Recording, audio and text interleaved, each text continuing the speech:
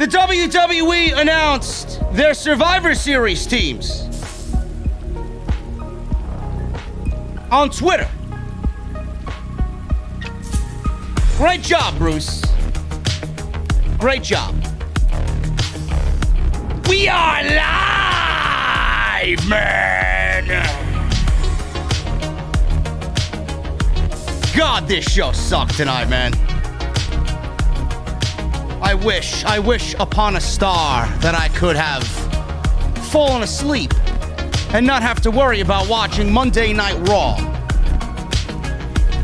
WWE's trying to make Survivor Series feel important. WWE's trying to make Survivor Series or make Survivor Series sound important. Let me tell you something, guys. Survivor Series doesn't mean a damn thing to anybody. No matter what WWE tries to do or what they try to say. Kevin Owens turns heel. Doudrop turns heel.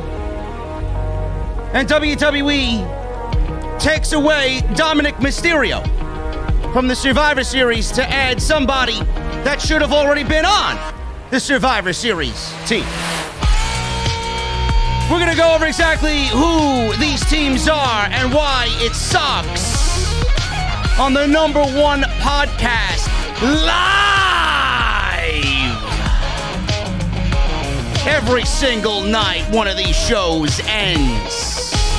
This is Off the Script.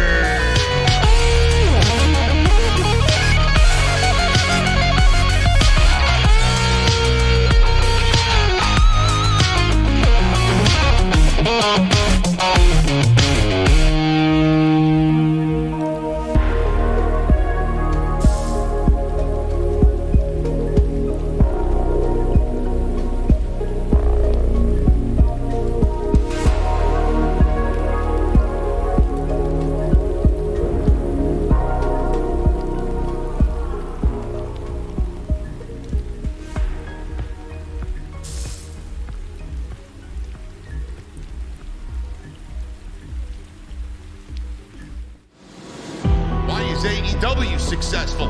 Why is Tony Khan running his promotion better than Vince McMahon and Bruce Pritchard are running Monday night and Friday night? Long-term booking.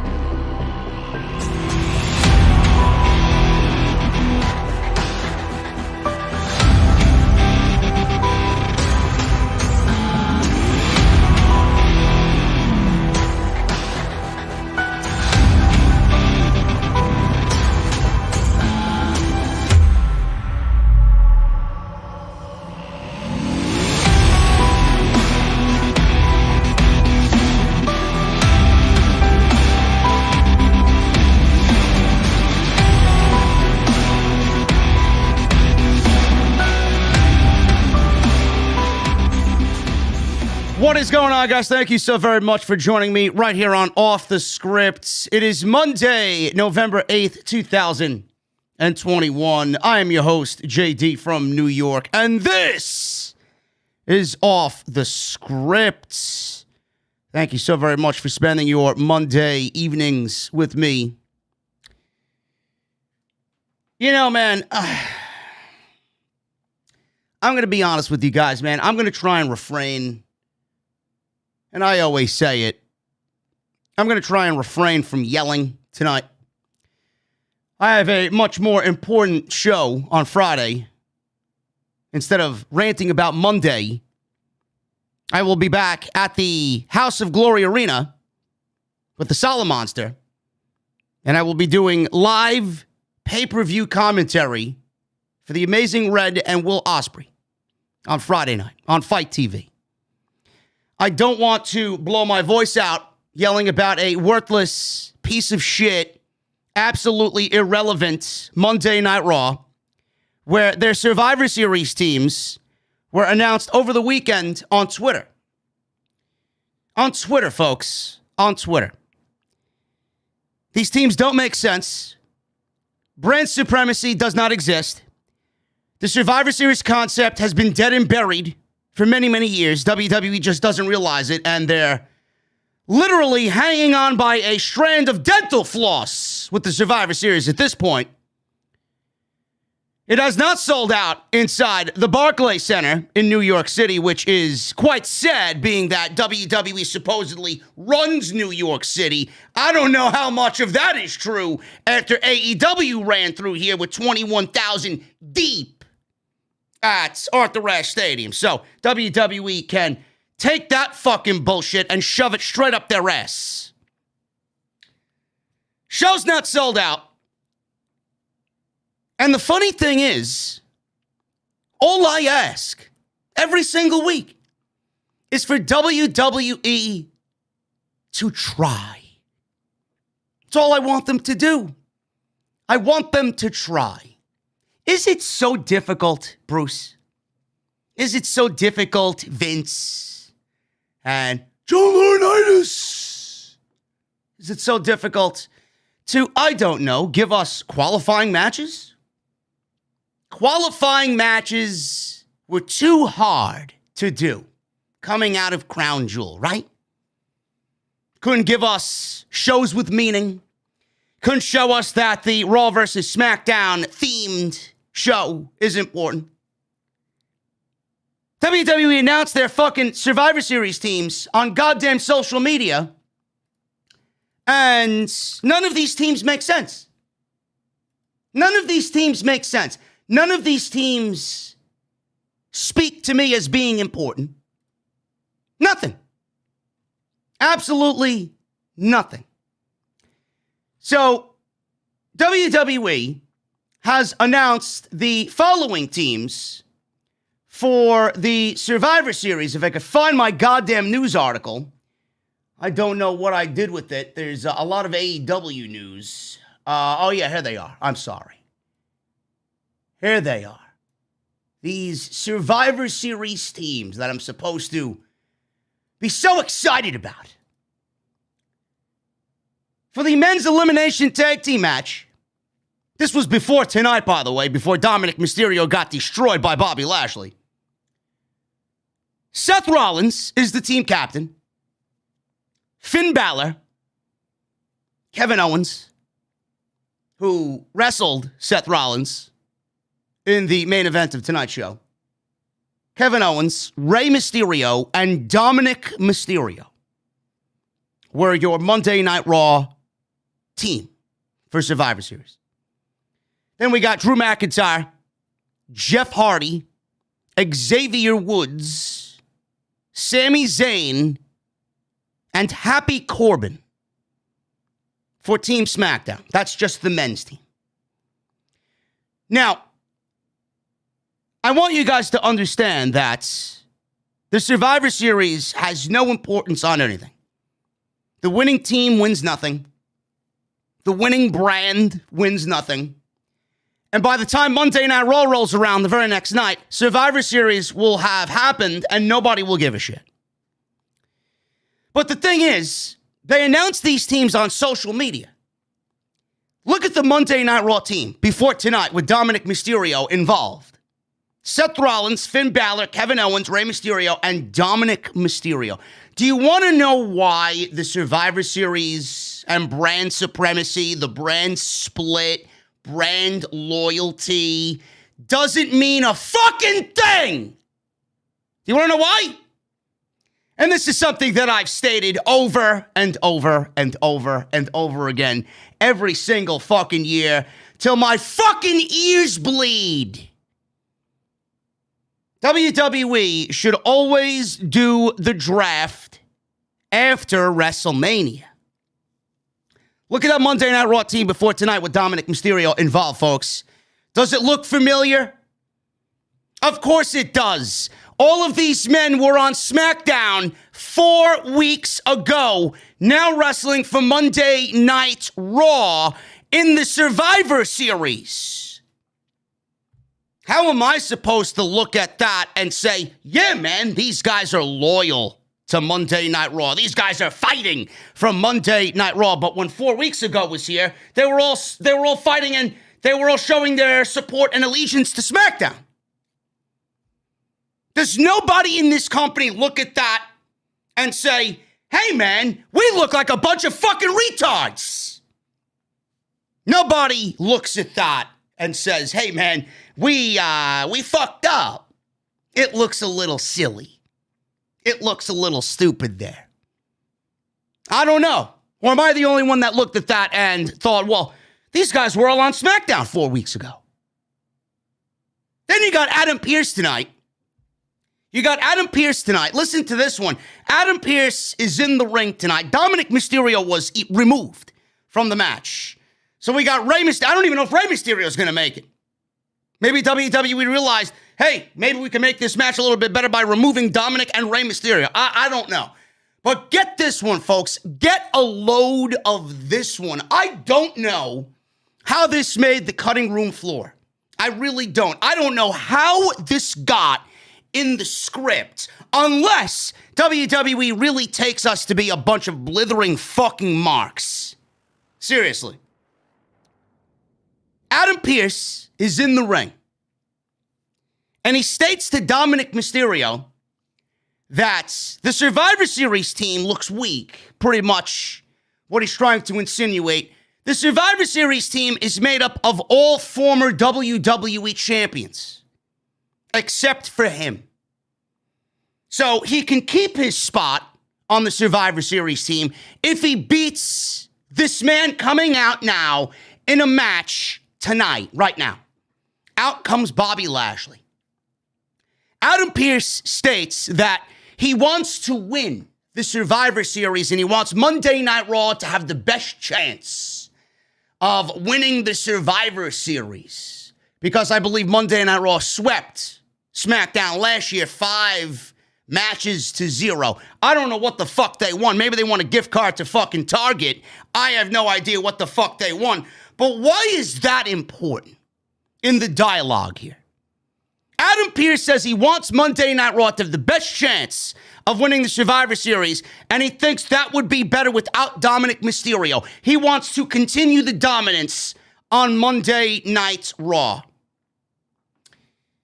Folks, correct me if I am wrong. Please, please. I would gladly take a correction on this if I am wrong. Isn't Adam Pearce the commissioner of both Raw and SmackDown? Why is this man in the ring tonight proclaiming to me that he wants Monday Night Raw to have the best chance to win the Survivor Series and he wants to continue the dominance going into this year's Survivor Series? I don't know what that says about Adam Pearce, but clearly WWE wants us to think that he's not the commissioner or the head guy, the head authority figure on SmackDown. But every week on SmackDown, we see Adam Pearce and Sonya Deville. Adam Pearce just suspended Brock Lesnar and fined him $1 million. So I don't know why Adam Pearce is in the ring on Monday Night Raw telling me that he wants Monday Night Raw to have the best chance of winning, but he's also the head authority figure on Friday night. How does this make the final script, and who gives the thumbs up of approval for this one? This is what I'm talking about. WWE are a bunch of fucking idiots. Bruce Pritchard is a fucking idiot. Vince McMahon is a fucking idiot. How does this make television? Or maybe you're not watching your own fucking show. I don't know. So Bobby Lashley destroys Dominik Mysterio, and Bobby Lashley is now added to the Survivor Series team on Monday Night Raw, making all 5 guys former WWE champions. Here's my next point. Why wasn't Bobby Lashley already on the team? Out of everybody on this brand, Bobby Lashley should have been the fucking captain of Monday Night Raw, being that he held the WWE Championship for the majority of 2021, and he's the only guy that has been on Raw all year. But Seth Rollins is the team captain for Monday Night Raw. Again, how does this make The final fucking script. Did you fucking idiots realize by the end of the weekend, oh man, we left off Bobby Lashley. I didn't realize he was on Monday Night Raw. I forgot where they drafted him. I thought he went to SmackDown.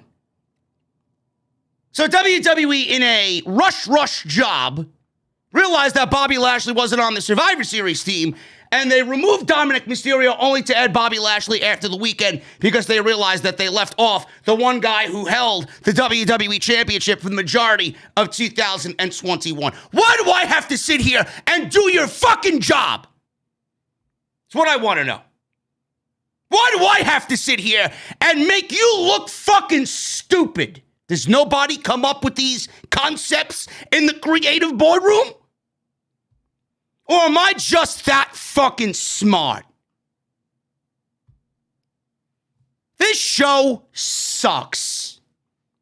The writing is the worst fucking writing. In all my years watching WWE, I have not seen it as bad as I see it now. Awful. Absolutely awful. Then we got the women's teams for SmackDown and Raw. Sasha Banks, Shayna Baszler, Shotzi Blackheart, Natalya, and Aaliyah. Yes, you heard me right. Aaliyah on Team SmackDown. Where Toni Storm is, I have no idea. Should we send up fucking smoke signals to find out where she is? Is she on the back of a milk carton somewhere? Did Titus lock her up in a fucking ice fridge somewhere?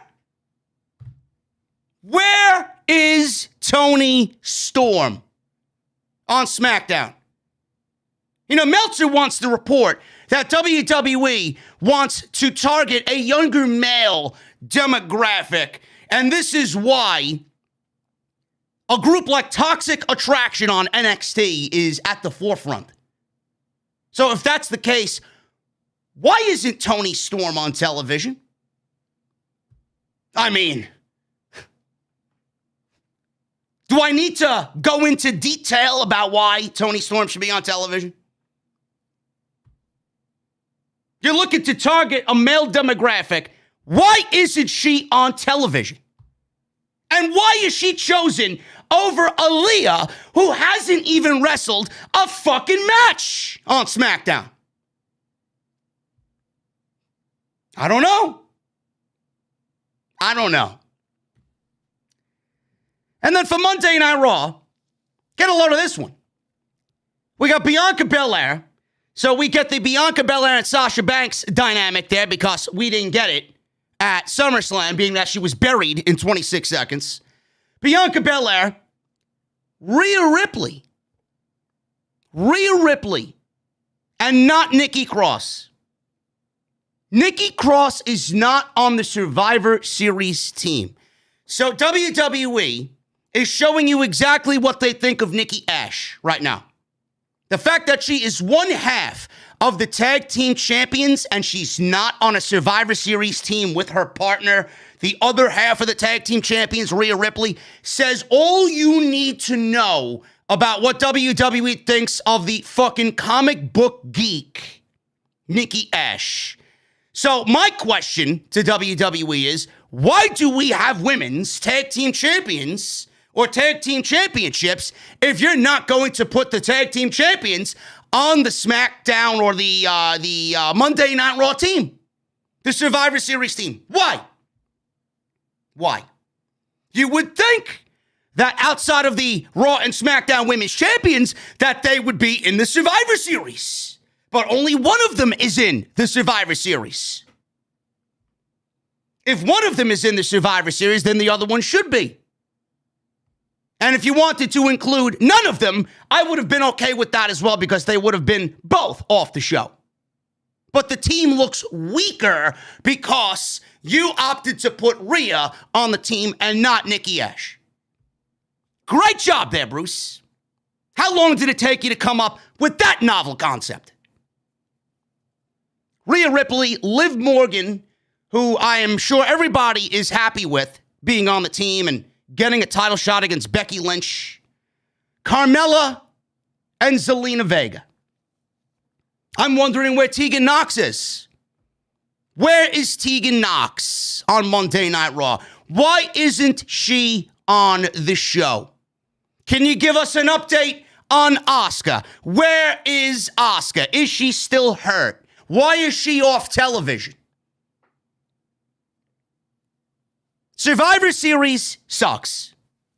Not one single qualifying match. Not one reason to care.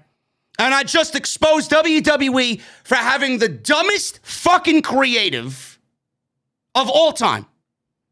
Yet I'm supposed to care about this fucking fictional brand warfare in which no brand, any of the brands, get anything at the end of Survivor Series.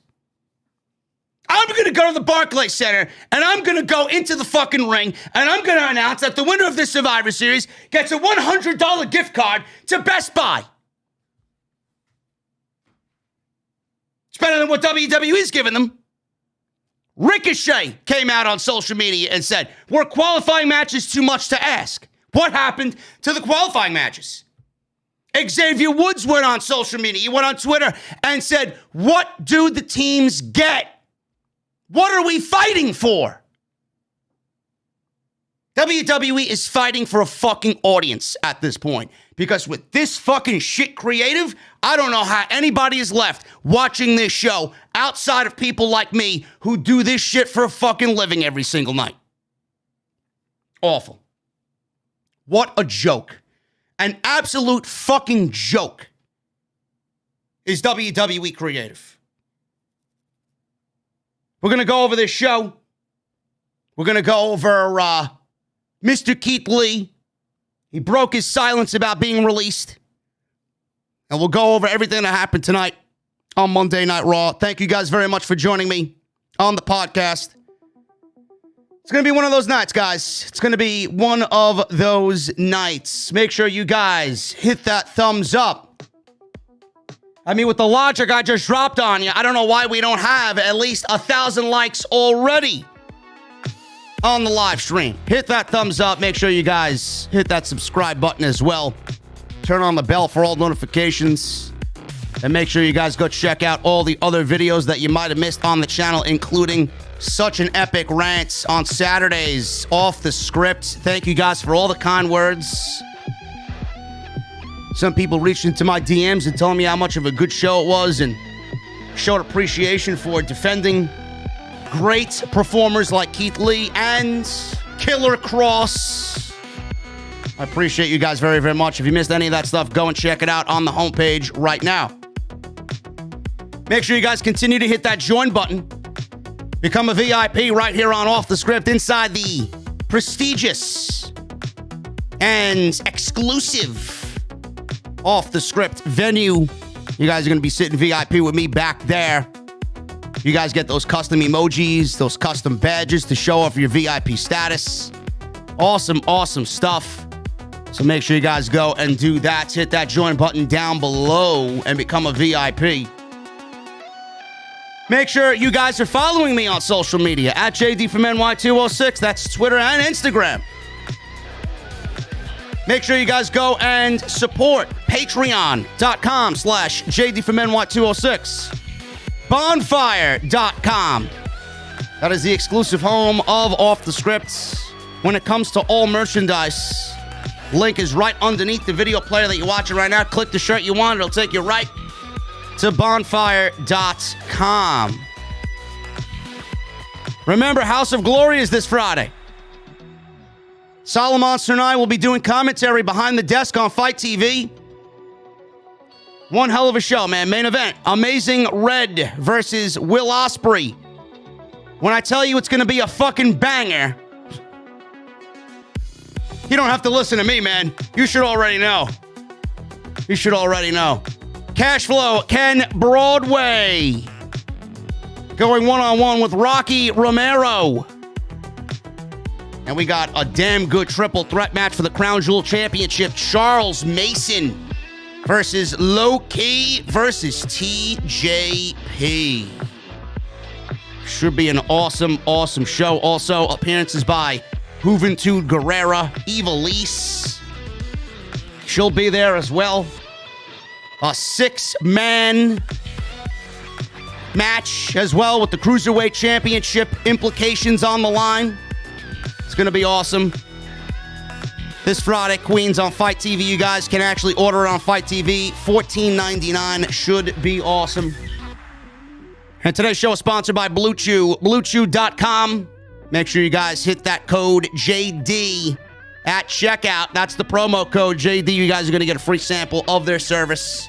All you guys have to do is pay shipping and handling. That's BlueChew.com. We'll talk about my friends over at Blue Chew a little bit later on in the show. And as always, guys, get those super chats in. The bar is rocking and rolling right now. So get those super chats in. We'll hang out at the end of the show and we'll read through all of your super chats once we are done with the review. So I appreciate you guys very, very much. Let's hit the top of Monday Night Raw. We start off with Seth Rollins. Seth Rollins and Kevin Owens.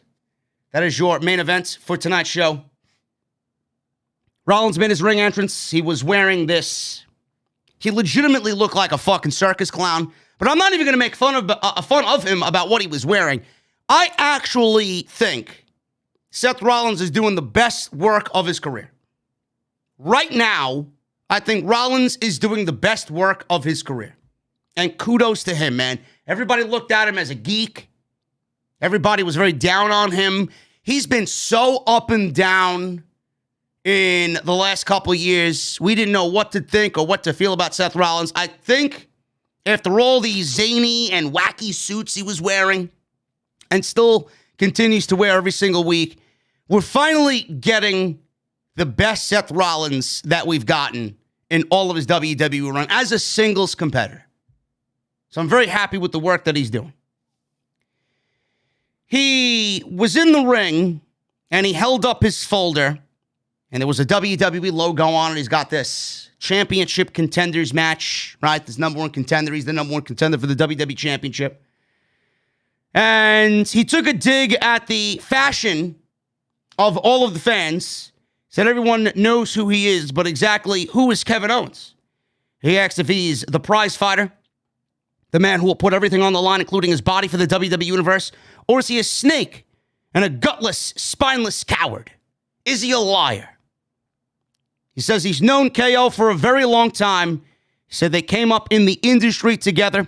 He said they probably slept together on the floor of a lodge right up the street. He said he's a gutless coward and a liar. He said he will beat him in the center of the ring in the main event tonight, and then he will also be the biggest loser in the world. I don't know if that's possible, Seth, because Bruce Pritchard's backstage, and I don't think anybody's a bigger loser than Bruce Pritchard. So Kevin Owens, I don't even think, is on that list. So KO finally had enough of this. He stormed to the ring. He caught up with Seth. He tried to run away and set up a powerbomb at ringside. Seth slipped away, and he ran away from this attack or potential attack of KO and ran to the back through Gorilla. And that was it. So that was pretty much it. And all of this, we all knew coming out of last week. WWE was pretty much setting up Seth Rollins and Kevin Owens for Kevin Owens to turn heel. And that's exactly what we got in the main event of tonight's show, because Kevin Owens and Big E and what they did last week and Seth Rollins being an instigator, it was all going to come back around to KO, and this was going to be the thing that finally turned him heel.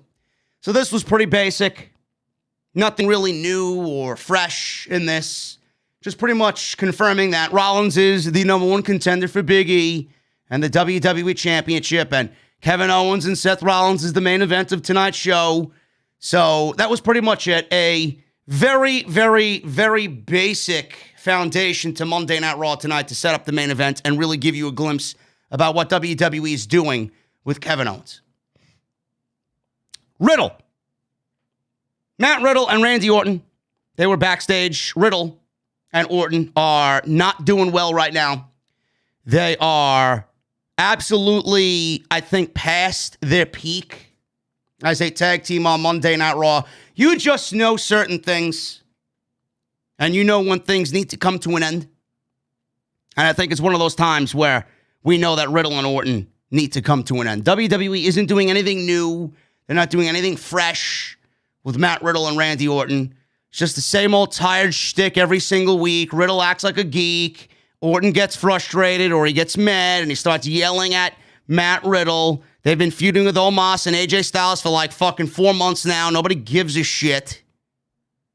All I want is come day one, WWE's New Year's Day pay-per-view, I hope by that time, Matt Riddle and Randy Orton are in a match together, and Matt Riddle is beating Randy Orton and then getting propelled up to the next level, and maybe, should be, maybe a WWE title contender in the new year.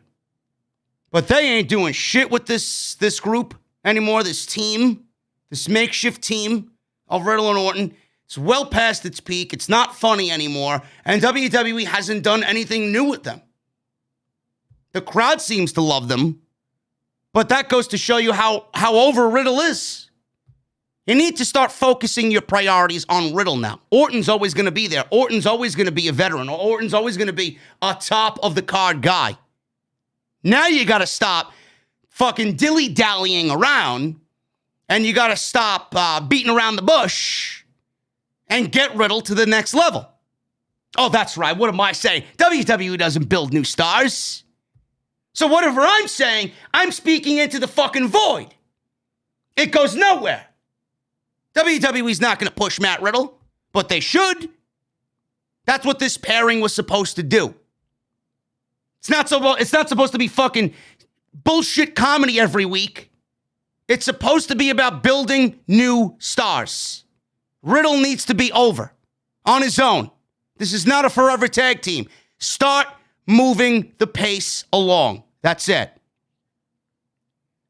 Riddle asked Orton how sick it'll be teaming up with the Street Profits tonight. He said they can get revenge on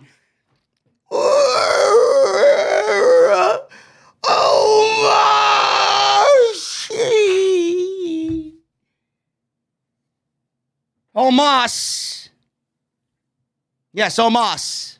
Everybody's favorite, Omos, right? Orton said they are the Raw Tag Team Champions, so they already have targets on their backs, so they shouldn't be picking fights with Omos. He said last week, Omos attacked the Street Profits, and he told Riddle to stay put, but he had to just go and be a hero. Orton yelled that he doesn't care about the Street Profits, and he told Riddle to stay put, don't be a hero. Ouch, said Riddle. He then pointed out that they're right behind him. Orton turned, and there they were, glaring at him. Orton said he meant every word. He said if they have a vendetta with Omos, they're on their own. So we got an 8-man tag. Remember when I said last week with who was in the opening match on Monday Night Raw? It was a real good match. It was Becky Lynch and Bianca Belair, right? You know, they went about 20 minutes, and then we got Austin Theory and Rey Mysterio, and they went like 15 minutes. And I said last week, Monday Night Raw would do itself a solid.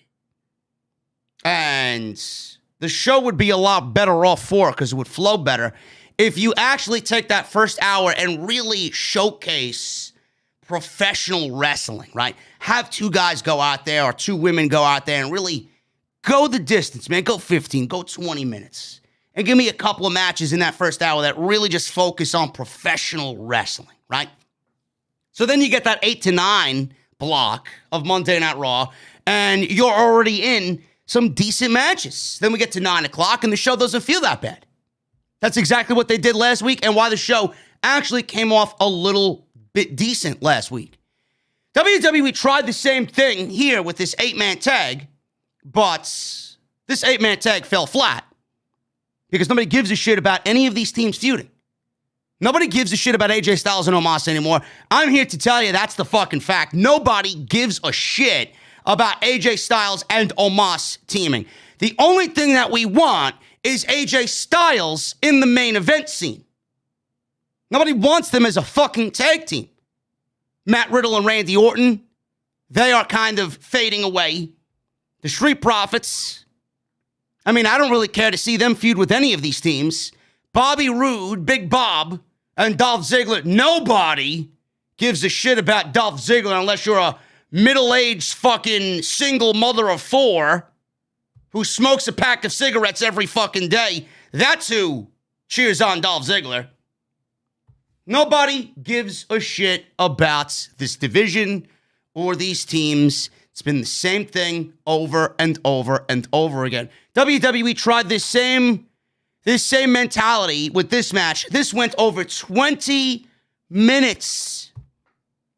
I don't know how anybody could really care about this entire thing. It was just 4 teams thrown into a match to eat up a chunk of time. Uninspired, lazy, and nothing on the line. Nobody, what happens here? What, for momentum? Who gives a shit? So, Omos was in the ring, and he was in control. Montez Ford eventually gave Ziggler a enziguri. He tagged in Angelo Dawkins. Roode came in with the clothesline, spinning back elbow.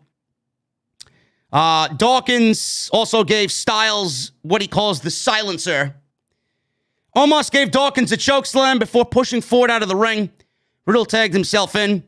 Went after Omos with some strikes, but Omos chokeslammed him. Crowd was chanting for Orton to go after Omos because he took out Riddle. He eventually decided to get in, but Ziggler and Roode attacked him. Styles went for a tag, but Ziggler tagged himself in instead. They all started to argue. Bobby Roode shoved Styles, so Omos drove him into the barricade.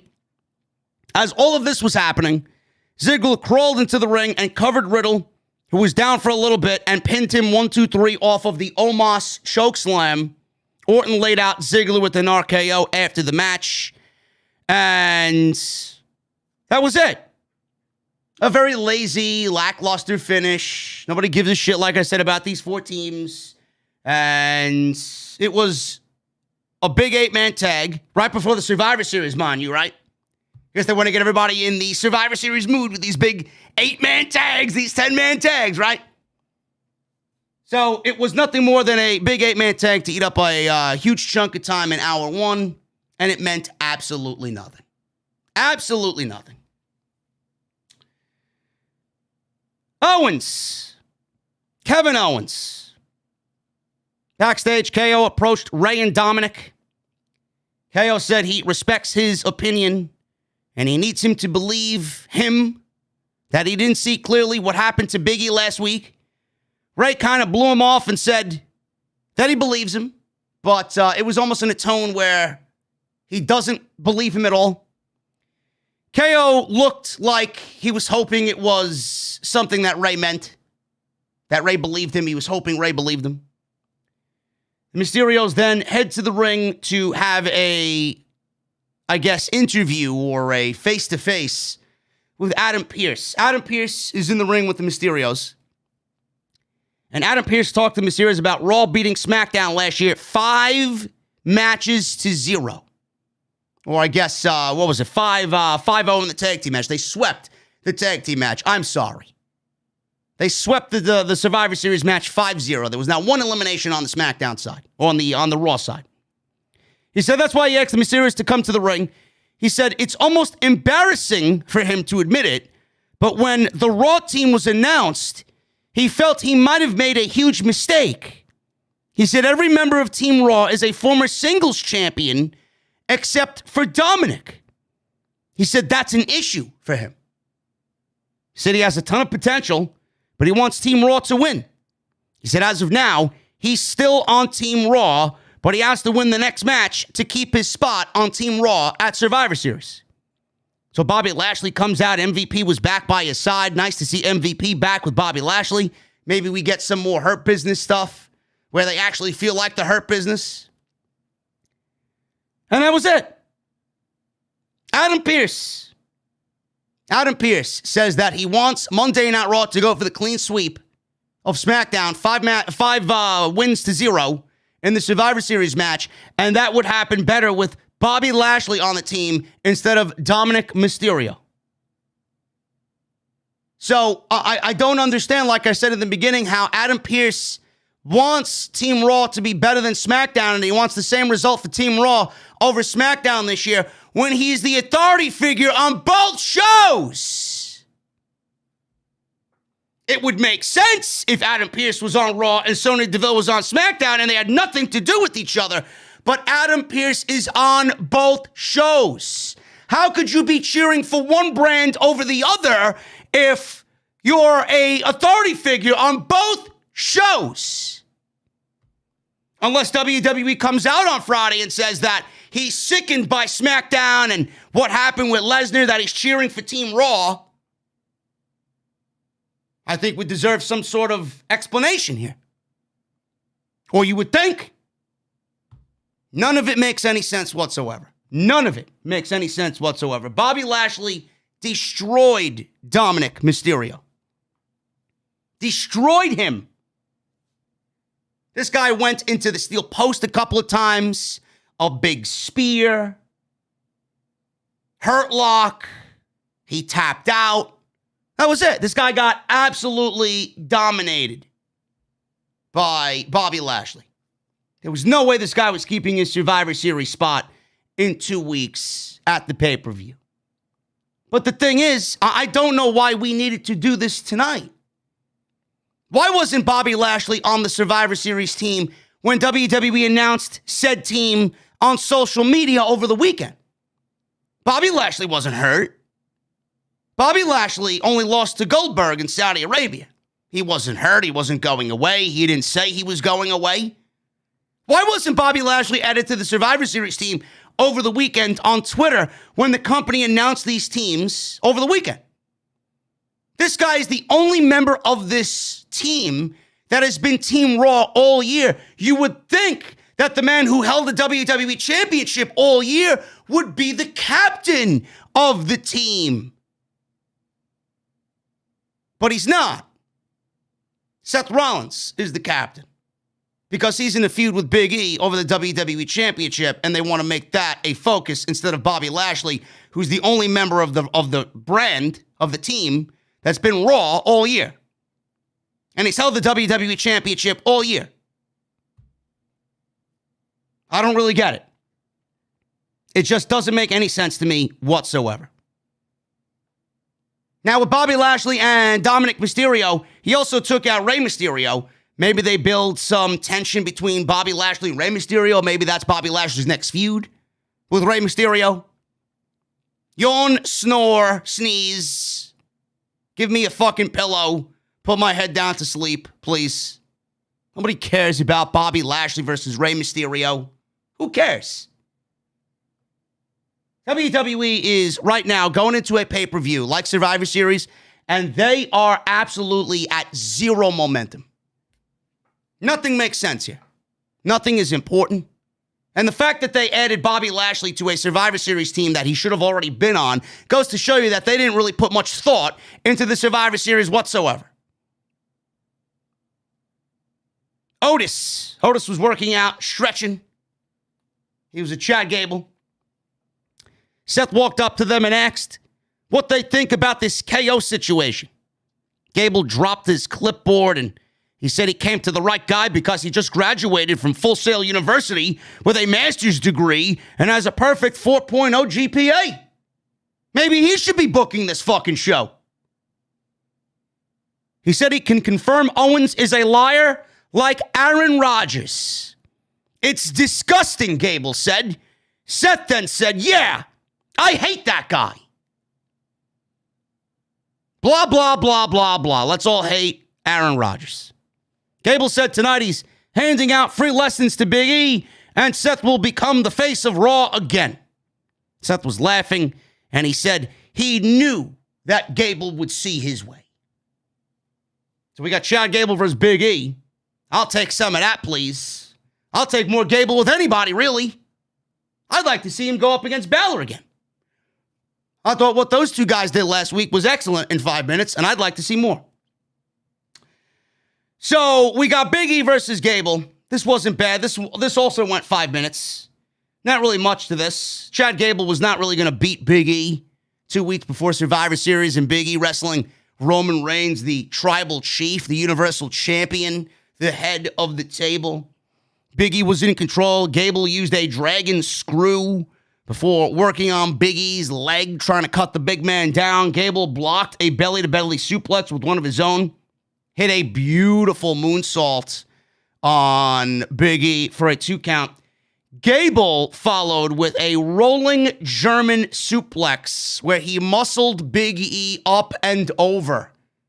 Unbelievable is Chad Gable. Big E then fought back with an STO or Uranagi. And then he hit the big ending for a 1, 2, 3. And this was pretty lame. Crowd was not into this at all. Very quiet through most of this. Nobody expected Big E to be threatened in this match with Chad Gable. So Big E gets the win right before Survivor Series. Is obviously in the feud with Seth Rollins. So they need to make him look strong. Otis came into the ring, had a stare down with Big E, but the referee held him back. So it looks like we may get Big E versus Otis next week. And Big E can take care of American Alpha. I wish they were back on television. The Alpha Academy, single-handedly. It makes me wonder. It really does make me wonder. Is this the best you got for Chad Gable? Is this the best you have for Chad Gable? Is this the best you have for Otis? Why aren't these guys in a tag team title program? Why aren't you building these two guys up as a legitimate threat for the tag team championships? Was this the plan? To break up Heavy Machinery, release Tucker Knight, and pair Otis with Gable? I don't think Otis feels any better than he did with Tucker. He should feel a lot better with Chad Gable, right? They had him cut his hair. They had him cut his beard. They had him go heel. But Otis doesn't feel important at all. Was this worth breaking up Heavy Machinery if he's just doing the same fucking thing he would have been doing with Tucker Knight with Chad Gable? What are we doing here? If you're going to break up one team only to put him in another team, I would hope you have plans for that other team. But they've gone nowhere. And it looks like WWE has no plans for the Alpha Academy. They're nothing but losers. Glorified jobbers is American Alpha. Whatever, Alpha Academy. I wish American Alpha was on fucking television. That's tag team wrestling. Remember them in NXT? Yeah, I don't. That NXT is dead. Erased from the annals of history. Owens.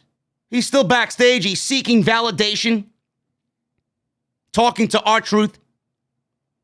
And he is one of the wrestlers whose opinion he cares about most. He asks if he believes him. Apparently Kevin Owens is asking everybody if he believes or if they believe him. Like he's a good guy. He's doing the right thing. He's for the right thing, is Kevin Owens. Truth said he believes him, but also Bigfoot he believes, and he believes in the Loch Ness Monster and monsters under his bed. He said he believes the earth is flat, but is round in parts and places. This dialogue is actually what R-Truth was talking about with Kevin Owens. Loch Ness monsters, monsters under the bed, Bigfoot, flat earth. These are things talked about on a WWE show. There you go. Make of that what you wish. I don't know.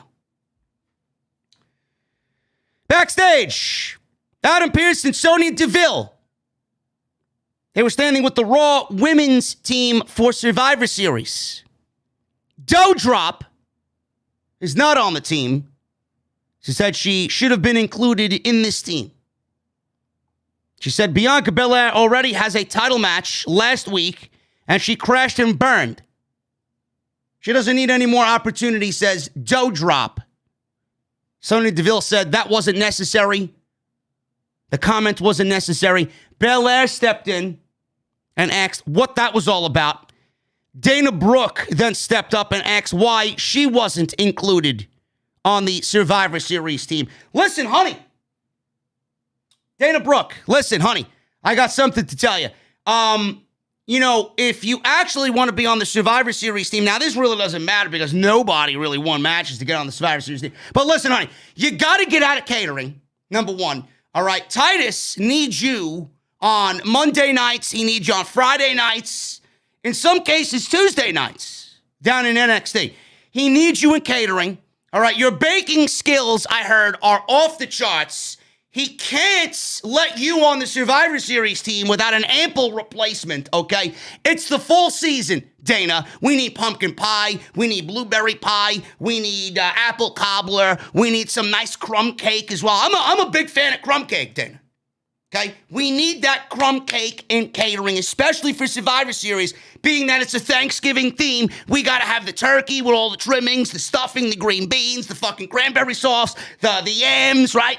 The sweet potatoes with the marshmallow. You can't be on the Survivor Series team.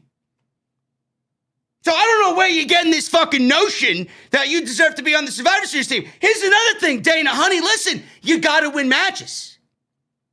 You got to win matches. I don't remember the last time you won a fucking match. What was it, like 4 years ago? 4 years ago, you haven't won a match? No, but Dana Brooke is asking to be on the Survivor Series team. Yeah, I love to win the fucking mega jackpot too. Mega millions, okay? I like a house by the fucking beach. I like a seven-room mansion. Right?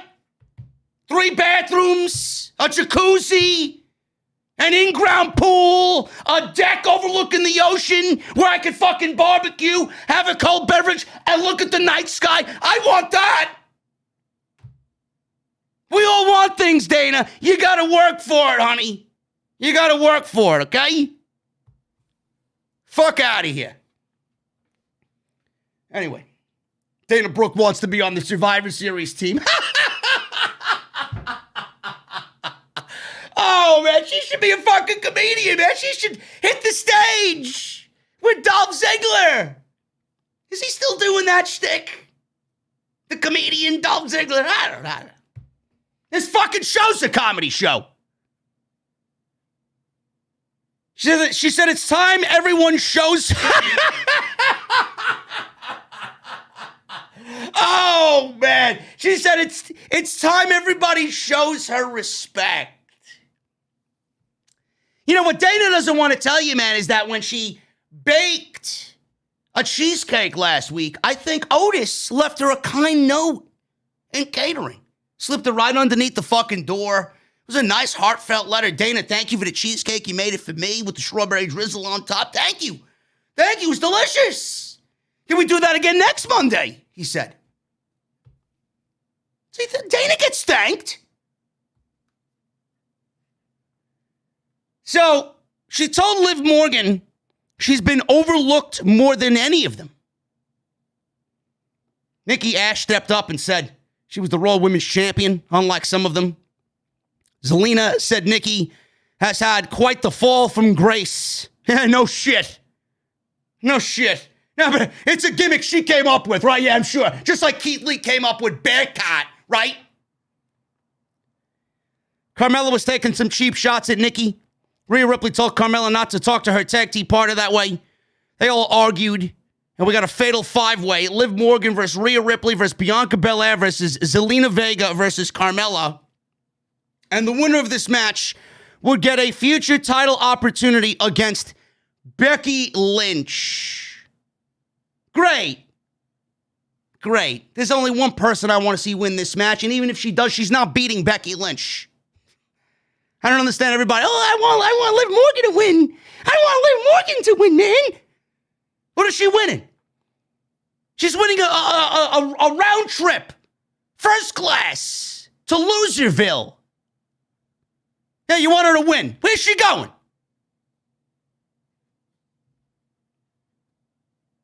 Rhea and Dominik were interviewed by Kevin Patrick backstage.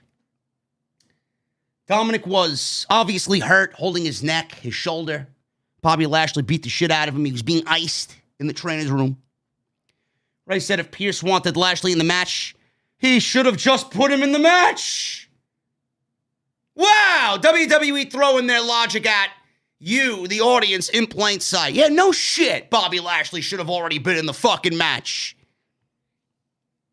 He said it appeared Lashley wasn't there to just win matches, but also cause damage, and his son was the victim. Austin Theory snuck up from behind Ray and took a selfie of Ray tending to Dominik. There was no Austin Theory on this show. There was no Damian Priest on this show either. You know, the United States champion. The one guy that people want to see on this show, not on the show. No Balor. It's like WWE went into this with, I don't know, it's like they're a carton of low-fat milk.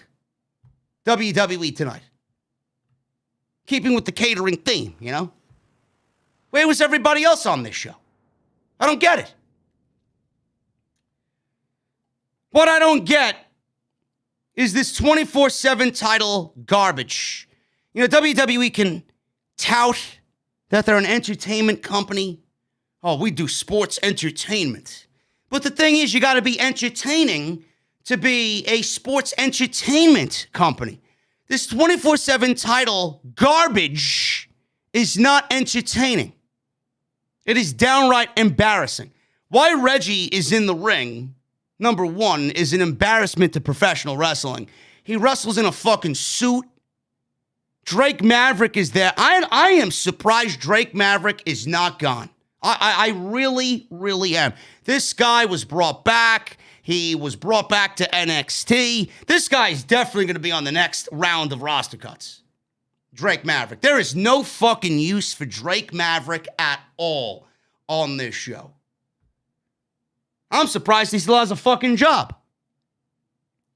But this is the best you got? Reggie versus Drake Maverick for the 24/7 title. I mean, I feel bad for the people that actually paid money to see this shit live. What are we doing here? This is what you want people to watch on your wrestling program? Because that's exactly what you are. You're a wrestling show. But I feel like I'm watching Nickelodeon when this 24/7 title shit is on my television. Drake Maverick wins in 1 minute. He rolled Reggie up because he was distracted by Cedric Alexander and Shelton Benjamin. Yeah, so much for the Hurt Business being back together. The Jobber Business is what they're renamed. Cedric Alexander and Shelton Benjamin, again, two guys that I still think as well are lucky to have a fucking job. I'm surprised they weren't released yet. Being that WWE wants to go younger, Shelton Benjamin is in his middle 40s. And Cedric Alexander is fucking useless to these people. You might as well just do him a favor and just let him go. And let him have his 90-day. Yeah, the Hurt Business back together. Yeah, right. What was that for? 2 weeks? They jumped Truth at ringside, so this distracted Reggie, and Maverick got the roll-up. 1, 2, 3. He's the new 24/7 champion. Tozawa comes from behind. He rolled Maverick up as Maverick just won the title. He won the title. Corey Graves rolled up Tozawa from behind. He won the 24/7 title. Byron Saxton then gets up and rolls up Corey Graves. He wins the 24/7 title. Drake then rolled up Saxton. He won the 24/7 title back. Then Reggie rolled up Maverick and won the 24/7 title back from Drake Maverick.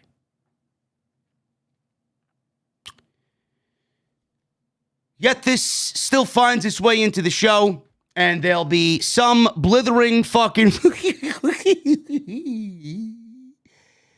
some half-witted idiot online that finds this shit entertaining and will keep calling WWE and tweeting WWE to do more 24/7 title segments. Meanwhile, the title should be burned and the fucking gold should be melted and poured into the fucking Atlantic Ocean. What a joke. At some point in the show, I asked myself, what the fuck am I doing? What am I watching? Why is this necessary on my show? You mean to tell me that we needed this segment, but you fired Keith Lee. Couldn't find anything for Keith Lee to do, right? You have this segment on the show, you want to fire Killer Cross, right?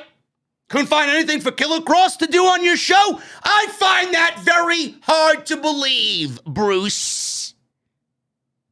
Where's Damian Priest? Where's Finn Balor? Where are they? Where's Edge? I don't know. But we got Byron Saxton winning the 24/7 title, right? This show is a fucking dumpster fire. Becky Lynch came out to the ring, and I promptly muted my television to watch some of Dr. Disrespect's Vanguard stream from earlier in the day. She's wearing this ridiculous top. She looked like a fucking disco ball. I was waiting for fucking Disco Inferno to walk out and job himself like he usually does. Fucking geek. So we got the official announcement, Becky Lynch versus Charlotte Flair at Survivor Series, champion versus champion match. I can't wait to see what WWE does with the outcome of that one. Being that both women are bitches, and neither one of them like to lose, especially to one another. Let me see how WWE handles this one in 2 weeks. So we got Bianca Belair versus Carmella versus Queen Zelina, Rhea Ripley, and Liv Morgan. Fatal 5-way. This is the Fatal 5-way to determine who challenges Becky Lynch next for the Raw Women's Championship. So Becky Lynch tried to put over everybody in this match, and she put down Liv Morgan, which kind of gave it away. That Liv Morgan was going to be the one, the babyface, the underdog, to come back and win this thing and challenge Becky Lynch for the title. Carmella and Vega tried working together here. That didn't last. Carmella's still wearing that ridiculous fucking mask. Belair then got thrown to the outside earlier in the match. She was taking one of them little naps that somebody does or somebody takes in these multi-person matches. So she had like a 6 or 7 minute nap outside. She came right back into the ring. And she broke up a Rhea Ripley cover. Morgan took out Belair with a code breaker before Carmella took down Morgan with a facebuster. Ripley broke up the cover there. Zelina gave Ripley a DDT, but Belair press slammed her onto the other 3 women on the outside. Belair then had Zelina in the ring and gave Zelina and Morgan a double power bomb before taking a missile dropkick off the top rope from Rhea Ripley. Carmella super kicked Ripley for 2. Ripley and Belair had a nice little exchange that led to Ripley booting her and in midair, which is something I like to see because these 2 women were the final 2 in the Royal Rumble. Rhea Ripley should be a singles competitor on Monday Night Raw. The tag team championships should be abolished. There's no fucking tag teams on this show. So that a nice little exchange. Ripley did a big boot in midair, knocking Belair down. Ripley hit a riptide. Morgan broke up the cover. Morgan was also about to eat a riptide, but she slipped out and hit Oblivion. But Zelina broke up the cover. Belair booted Morgan out of the ring. And then she had Zelina on her shoulders. She hit the KOD on Zelina. Doudrop came out and pulled Belair out of the ring, breaking up the pinfall, and she turns heel by attacking Belair and throwing her into the steel post. So Doudrop is now a heel. I don't see Doudrop being a heel, but I don't really see Doudrop lasting another 12 months in WWE either. I think she'll be released eventually. That's just my take there. I don't see WWE pushing Doudrop on their television program. Carmella tried stealing the pin here, but Morgan put her in a crucifix out of nowhere for the 1, 2, 3, and Liv Morgan is the number 1 contender against Becky Lynch and earns a future title shot for the Raw Women's Championship. I know there are Liv Morgan stands out there that are jumping for joy. They're throwing ticker tape parades somewhere on social media. They are all sharing a glass of chocolate milk and reading each other bedtime stories while having a box of tissues and lube next to their beds. And they're all going to congregate together somewhere late in the evening on social media, talking about why Liv Morgan deserves to be the Raw Women's Champion. But, folks, let me tell you something. WWE is not beating Becky Lynch, especially with Liv Morgan. Liv Morgan, we all love Liv Morgan. I've been calling for WWE to give Liv Morgan a shot. She's grown, matured. She's gotten a lot better, right? It's nice to see the one remaining member of the Riot Squad get her just desserts here. Ruby Soho's in AEW, about to win the TBS Championship. Sarah Logan went off and had a child of her own, living her best life now. And now Liv Morgan's on WWE TV challenging Becky Lynch for the Raw Women's Championship. Great, I know, we all love Liv Morgan. But I don't want to be the bearer of bad news. Liv Morgan's not winning the Raw Women's Championship.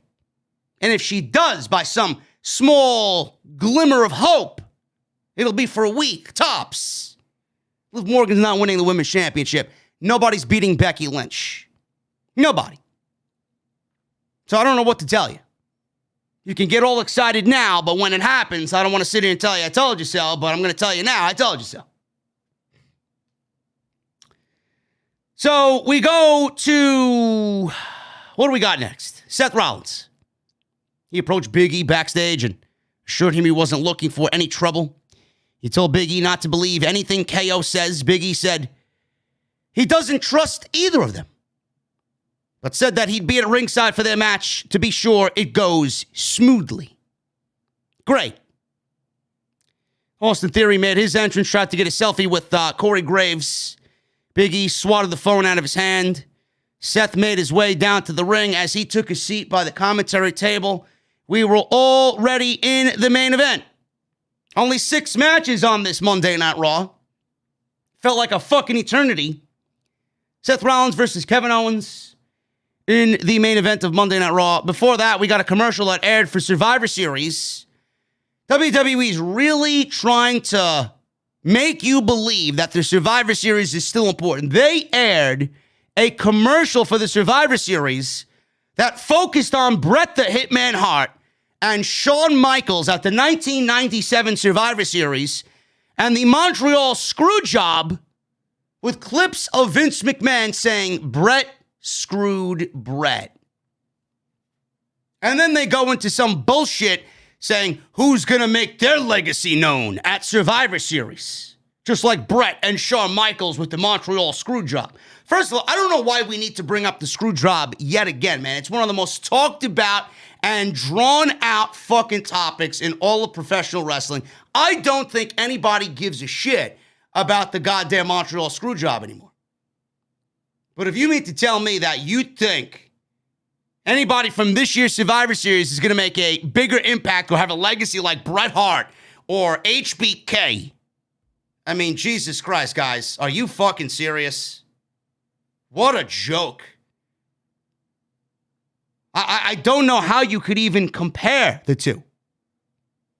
It's physically impossible. Physically impossible. So we got this main event here. Seth Rollins versus Kevin Owens. This is such a fresh match, right? This is the new era of Monday Night Raw. How many times have these two guys fought together? 24 minutes. This was a very good match. It's exactly what you want out of a main event match on Monday Night Raw. Owens had control. Rollins got his knees up on a senton. He then took Owens and drove him into the announce table. Rollins was in control. Owens fought back, got a DDT on Rollins. Owens dodged a frog splash. He went up top. He hit one of his own for a near fall. They exchanged super kicks until Owens hit a clothesline. They were up top on the top rope, battling up top. Owens hit an avalanche fisherman's buster. Rollins got a rope break, so he broke up the potential 3 count. Rollins followed with a pedigree. Don't know why we're still using Triple H's finishing move with Rollins. I don't know why that's in his arsenal of maneuvers. It only shows disrespect, further disrespect to Triple H. That's all it does. This man has a cardiac event happen because they fucking erased him from WWE history. NXT 1.0 is fucking gone, dead and gone. They gave this guy a fucking heart attack. Who knows when he's coming back? Who knows how severe it was? In typical WWE fashion, I'm sure that it was probably a lot worse than they let on. But he had a pedigree. And then, obviously, Owens kicks out, making a mockery of Triple H's finishing move. Rollins hit a buckle bomb, but Owens came right back with a pop-up power bomb, went for a near fall. Rollins blocked a stunner, and then they both spilled to the outside. Rollins dove at Owens near Big E, but Big E was smart enough to move out of the way, and they went crashing into the announce chair. Rollins then got back into the ring. Owens was still on the outside. He accidentally ran into Big E, which led to Kevin Owens not making the referee's 10 count, and he lost the match to Rollins after 24 minutes. Imagine going 24 minutes only to have a fucking lame finish where they're both on the outside. One guy gets back in the ring, the other guy scampering to get back into the ring, but he accidentally bumps into one other guy who's sitting on commentary, and he doesn't make the 10 count, ultimately losing the match in a countout. I mean, who comes up with this shit? Seriously, who comes up with this shit? And then Shane Helms wants to go on social media and start yelling at fans. Stop listening to the backstage dirt sheets about politics backstage. Enjoy the show for what it is. Or some bullshit that he said. This was a terrible finish. Owens was so pissed, he attacked Big E. Owens took Big E, drove him into the steel steps, powerbombed him on the apron. Owens freaked out. The show ended. He's screaming as the show goes black, and the show goes off the air. That was it. Owens is now a heel. It took all of this and Big E accidentally being in his way, preventing him from getting back into the ring, for him to snap and finally turn heel. A heel Kevin Owens is the right Kevin Owens. How we got there, I don't really care how we got there. It was lame. WWE was pretending Owens was doing the right thing. He was just and right. And he was shilling himself to the locker room and everybody in the locker room that what he did last week was an accident. You got to believe me. You got to believe me. But Kevin Owens is a heel. No matter how you look at it, he's now a heel. This is the right role for him. Now we got Big E versus Rollins and Big E versus Kevin Owens potentially set up for the WWE Championship. Who's to say we don't get a triple threat match with these guys? Being that this match obviously ended in a countout and Big E and Rollins is going to happen eventually. Who's to say we don't get a triple threat match between these three guys maybe at day one? Maybe we get Big E versus Rollins at a Monday Night Raw in the near future. And then we get Owens claiming that he wants a shot at Big E. Maybe we get a triple threat match for the WWE title at that first pay-per-view in 2022. But just like Liv Morgan, WWE is using Kevin Owens now in the time that they have him in the role that he should have always been in. The thing is, it sounds like, and it looks like, it feels like Kevin Owens is on borrowed time. I don't want to throw this out there because, some people may interpret it as something else. You may be looking at something or watching something that I may be watching and it comes off different. I look at Kevin Owens and I look at somebody that is just defeated. I really do. I've seen this in Charlotte. I've seen this in Rhea Ripley. I've seen this in a lot of people. Kevin Owens is wrestling with this defeated attitude. He's not the same Kevin Owens that we saw 3 or 4 years ago. That was hungry and vibrant. And he wanted more. Seems like Kevin Owens is just going through his days, winding down and getting to that end of the contract date where he can finally say, you know what? I'm about to just have my contract end and I'm going to do something else with my time. Kevin Owens is not winning the WWE Championship. WWE is trying to use Kevin Owens in the time that they got him.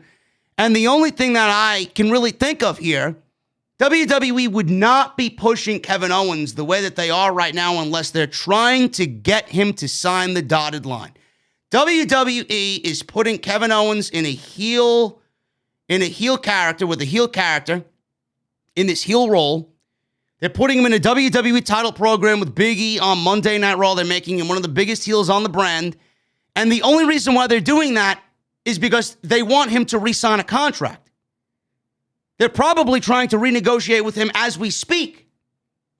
And the only reason why they're doing what they're doing now is because they want him to stay. They don't want him to jump ship. But when WWE eventually gets Owens to sign, if they get Owens to sign, then all of what you're seeing now is going to eventually go away. They have no plans to push Kevin Owens. Kevin Owens will slip right back into the mid-card. He'll be feuding for the United States title or fucking every single week. Worse yet, probably Kevin Owens shows every week on Monday Night Raw. But as long as WWE got Kevin Owens to sign another 5-year deal, it's not going to happen. WWE is not going to get Kevin Owens to sign a deal, period. I truly believe that that man is gone. And the Young Bucks can tweet out whatever the fuck they want. They could tweet out initials and fucking smoke screens and smoke signals or make these side comments on being the elite. They can mention Mount Rushmore and list the coordinates for Mount Rushmore all they want. You may think it's trolling, but they did the same thing for Adam Cole. And what happened? Adam Cole jumped ship to AEW, and now Adam Cole is in the elite. And he's on being the elite every single week. And Adam Cole's going to be the face of AEW. You don't think Kevin Owens is going to join his friends over there? You don't think Kevin Owens is going to join Adam Cole, Matt and Nick Jackson? You don't think Kevin Owens wants to fucking wrestle? You don't think Kevin Owens wants to feel important again? You don't think Kevin Owens wants to work for a company that actually fucking respects him?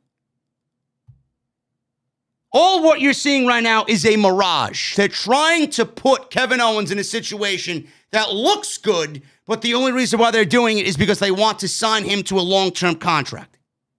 He's not winning the title. He's not going to factor into Big E's title run at all. He's simply on TV to be another warm body in the run of Big E Langston. That's it. That's all he's there for. But a heel Kevin Owens is the right Kevin Owens. That is your Monday Night Raw review. Seemed like a short show, but there were 6 matches. It was 3 hours, and it felt like a fucking eternity. It really did. I thank you guys for joining me, man. Number one in the community, as always. 2,400 people in the venue. I appreciate you. Hit that thumbs up. If you guys have not hit that thumbs up, we got 843 likes on the channel right now. Make sure you guys hit that thumbs up, and let's get it to 1,000. Once again, today's show sponsored by Blue Chew. It's the fall season, guys, and everybody could absolutely use a stiff breeze. That's right, guys. Today's show is sponsored by Blue Chew. Confidence can definitely take you far in life, man. How do you think I got to where I am with this show? Confidence. Now, I don't necessarily take Blue Chew to do the show, but you guys know what I mean, man. Confidence gets you far in life. Confidence can also help you in the bedroom, especially when it comes time to step up to the plate. That's where Blue Chew does come in. Blue Chew is a unique online service that delivers the same active ingredients as Viagra and Cialis, but in chewable tablets, and it comes at a fraction of the cost. You can take them anytime, day or night. You can plan ahead, be ready whenever the opportunity arises. And the process is very simple, guys. Sign up at BlueChew.com, consult with one of their licensed medical providers, and once you are approved, you'll receive your prescription within days. And the best part, it's all done online. No doctor's office visits, no awkward conversations, no waiting in line at the pharmacy. And Blue Chew's tablets are made in the USA, prepared and shipped direct to you. So if you guys can benefit from extra confidence when it's time to perform, why not give Blue Chew a shot, man? You're gonna need it, especially on nights like this with the cold winter months coming up, and Bruce Pritchard making you feel soft. With the type of show we got tonight, man. We got a special deal for our listeners today, man. BlueChew.com. Code JD at checkout. You guys are going to try it for free. All you guys got to do is pay the $5 shipping and handling. That's BlueChew.com. Promo code JD. Receive your first month free. And I want to thank them for sponsoring, once again, the Monday Night Raw post show right here on Off the Scripts. Make sure you guys are following me on social media at JDfromNY206. It's Twitter and Instagram. Hit that subscribe button down below. Continue to hit the join button. Become a VIP in the venue. And get those super chats in, man. It's last call for the super chats. We're going to go over them right now. So grab your cold beverages and relax, man. We're going to start at the top. Michelle Moran with a $5 super chat. Survivor Series looks to be a total joke. Changing teams at will. Vincent Kennedy McMahon doesn't want to push young talent, or else he wouldn't have replaced Dominik with Lashley. Awful. Dominik is a lost cause, man. Dominik is a lost cause. They fucked up on Dominik as far as I'm concerned. Dominik does not feel special at all. If WWE really wanted to go in on Dominik, they should take a page out of AEW's book and look at what they're doing with Darby Allin and Jungle Boy and a Sammy Guevara. There's no reason why Dominik can't fit that type of mold on WWE television, man. It's so fucking stupid. It really is.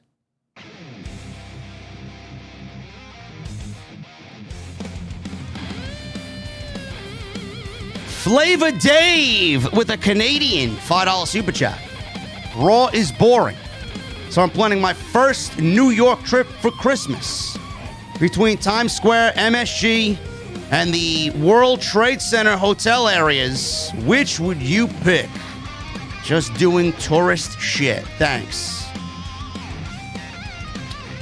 I would probably say between the three, I'd go World Trade Center. MSG's cool too. But unless you're attending a show, I don't know why you'd go to MSG. And Times Square is very generic. Very crowded, very generic. Nothing to really do or see there that's out of the ordinary. I say World Trade Center, man. Philip Newton with a $4.99 super chat times 2. Since we have Brock Lesnar giving full info on Sable and her kitty, all we need now is Killer Cross and Scarlett's Killer Kitty. Philip, no. No, we don't want to disrespect Cross and Scarlett here on this show. Is it just me, or is Becky Lynch trying to cosplay as Bianca Belair? I saw the pics, and I was facepalming. I wouldn't be surprised, bro. I would not be surprised at all.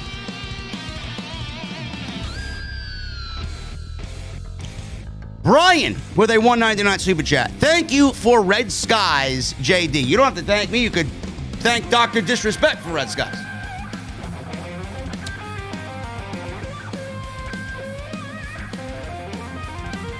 Issa is in the chat. She says Times Square is a circus.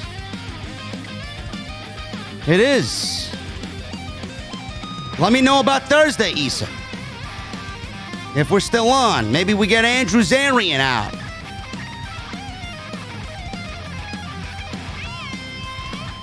Let me know. Shakoy becomes a member in the venue. Thank you. Thank you, Shakoy. What are you drinking?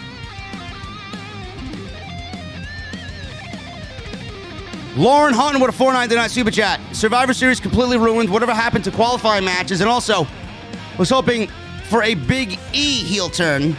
Why turn Owens when he's on his way out? I just explained that, Lauren.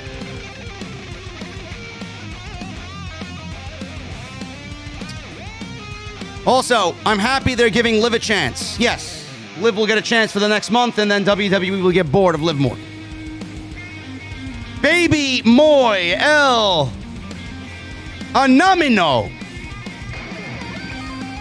Hi, JD. Big fan here. Lost my girlfriend due to COVID. Thank you for lifting my spirits. You and Jason are the best. Can't wait for House of Glory. Baby boy, I am, that's not really what I want to read on a Monday night, brother. Very sorry to hear that, man. Very, very sorry to hear that. As long as I could be here and lift your spirits in some way, any way possible, brother. Everybody in the chat, throw them up. Throw those prayer emojis up for Baby Moy. And Shakoy's drinking root beer. Jesse! Birch beer, please, for Shakoy, okay? And listen. Thunder Rose is coming for you, bro. Thunder Rose is coming for you, man. You better go to Home Depot and get the most industrial-sized locks on your door, bro, okay? She knows. Thunder Rose is gonna get this motherfucker, I'm telling you right now. She listens. Thunder Rosa is listening, man.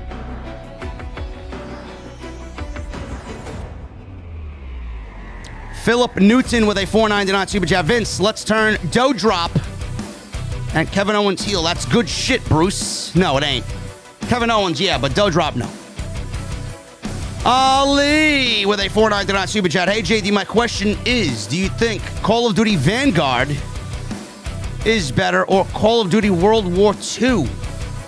That was better in multiplayer. World War II by 1,000. Vanguard is terrible. Dark Wolfie becomes a member in the venue. What are you drinking, Dark Wolfie?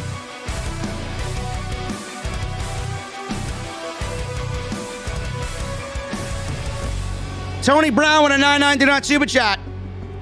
JD, I slept well tonight. I couldn't help it. You want WWE to try? They, in fact, want it to die. Survivor Series, as in its current state, is unwatchable.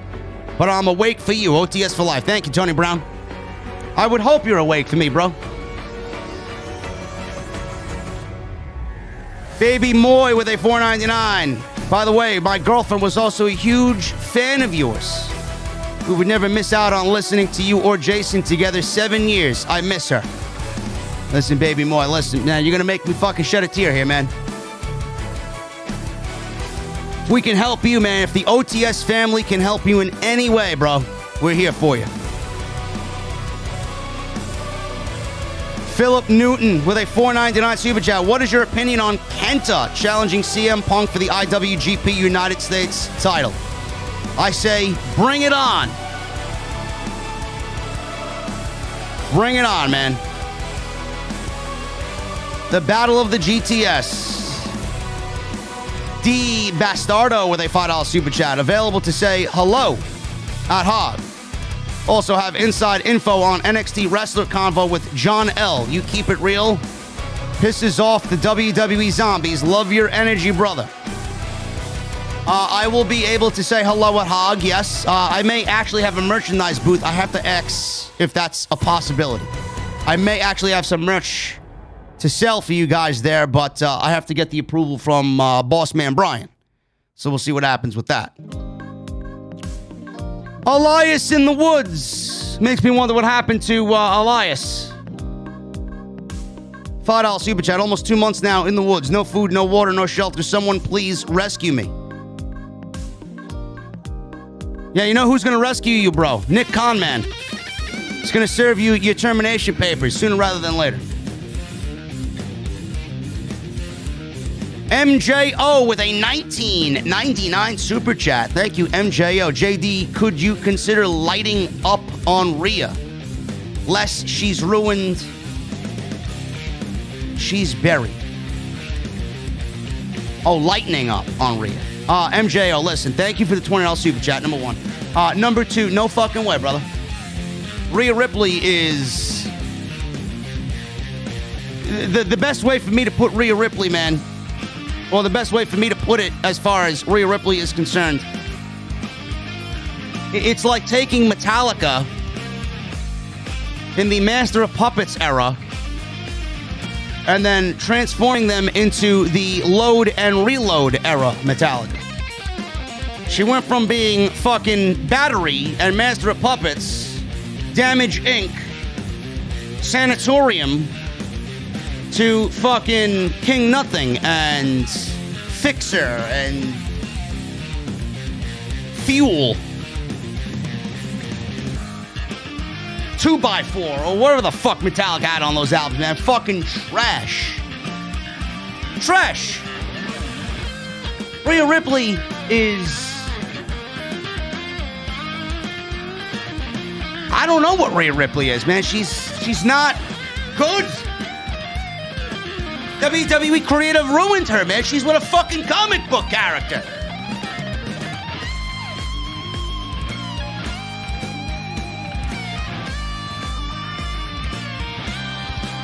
Tyrek Jackson becomes a member in the venue. Thank you, brother. What do you drink? Micah with a $1.99 super chat. Tony Khan should buy WWE. No, he should not. He's already got enough of their talent, man. He doesn't need to buy WWE. Will check with a $1.99 super chat. Thank you, JD, for watching Raw so we don't have to. My pleasure, brother. My pleasure, man. Yes, Rhea is the Saint Anger of WWE.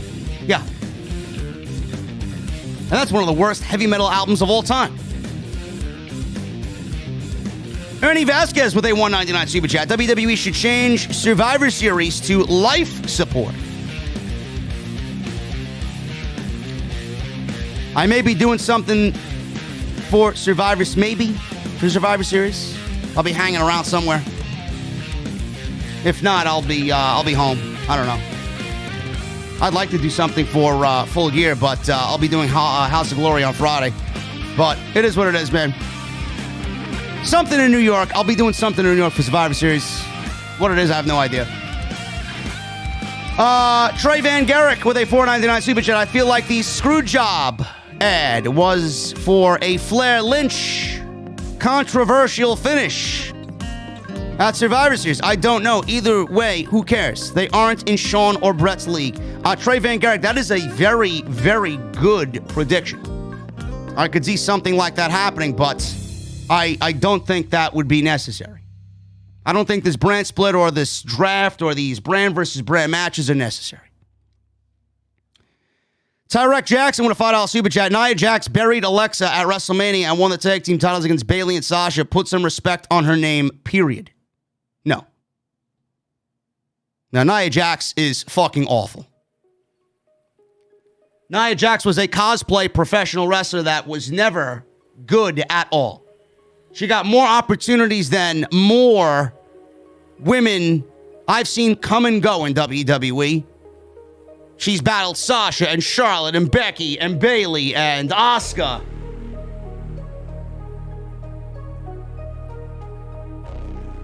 And she was shit. The one thing that Nia Jax is going to be remembered for is botching and injuring others. She should have easily took a demotion, went down to the Performance Center, and learned to wrestle.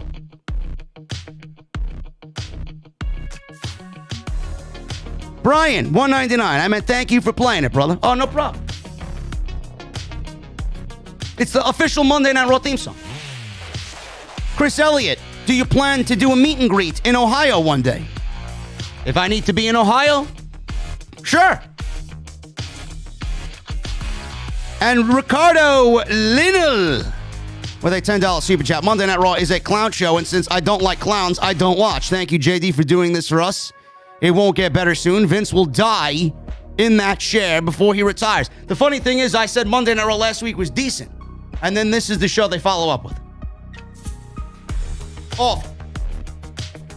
Anyway, guys, that is all I got for you. Quick night, easy night.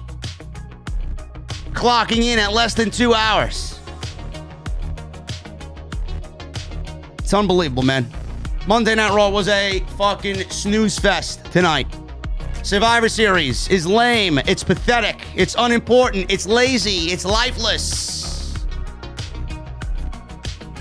Follow me on social media at JDfromNY206. It's Twitter and Instagram.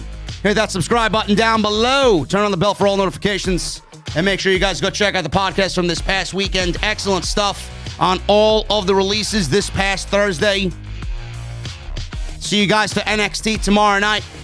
Until then, I need 2 things from you guys right now, man. Number 1, I need those guitar emojis in the chat. And if you got them, I need those Mustang emojis as well. And number 2, when you hear that music, man, when you hear that guitar solo come on, and you hear that sound of Pilot, I need that music on max. I'm getting in the Mustang. I'm hitting the highway. I'll see you guys on Tuesday night for NXT right here on OTS. Until then, guys, have a good night, and I'll see you later.